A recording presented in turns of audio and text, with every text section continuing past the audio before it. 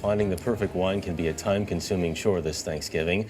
But now Master Sommelier offers an unusual way to get the most out of your bottle. His name is Richard Betts. He's the author of the Essential Scratch and Sniff Guide to Becoming a Wine Expert. There really is a scratch and sniff guide to becoming a wine expert. Richard, good morning to you. Happy Thanksgiving. Good morning. Happy Thanksgiving. Where does an idea like this come from?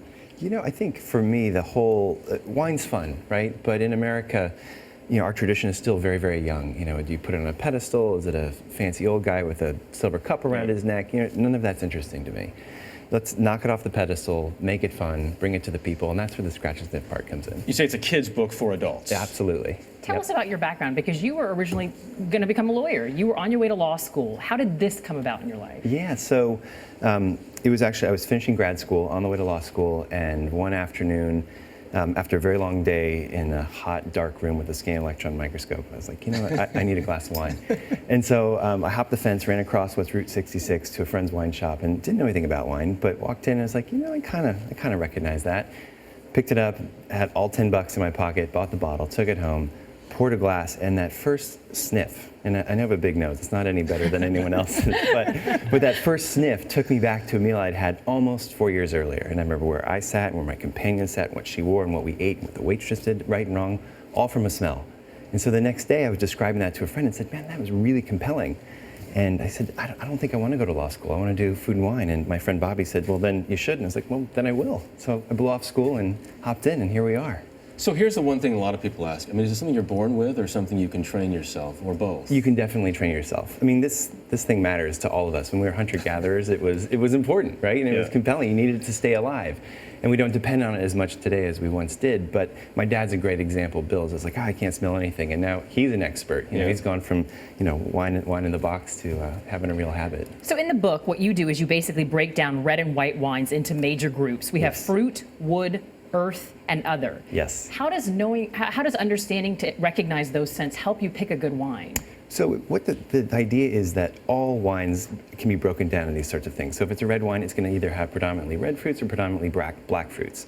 And you know, what's a good wine? It's the wine that you like. You know, it's not what I tell you is good, it's the one that makes you smile.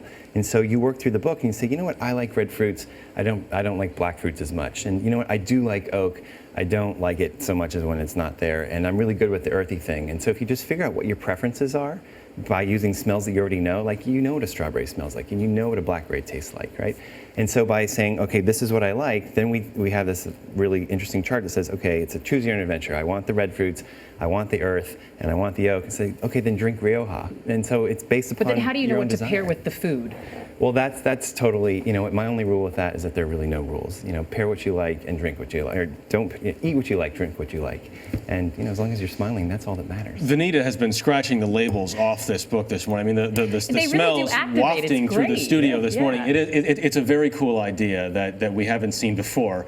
Where do you come down on screw caps versus I'm okay with corks? them. You know, that's a kind of a big deal these days, absolutely. right? I mean, when we were younger, I mean, the only thing that came in a screw cap were those big jugs that weren't necessarily associated with positivity in the wine world. Yeah. But today, you know, screw caps are common, and they're absolutely okay. Then you don't even need a wine opener. As you mentioned, your goal when you were writing this book was really to change the way Americans think about wine. In fact, I love that you even wrote, wine is a grocery, not a luxury. Yes. As people today are sitting around trying to plan what they're going to have with the turkey, I mean, it sounds like your advice is go with what you like. Absolutely. You know, if it's cheeseburgers and Chardonnay, knock it out.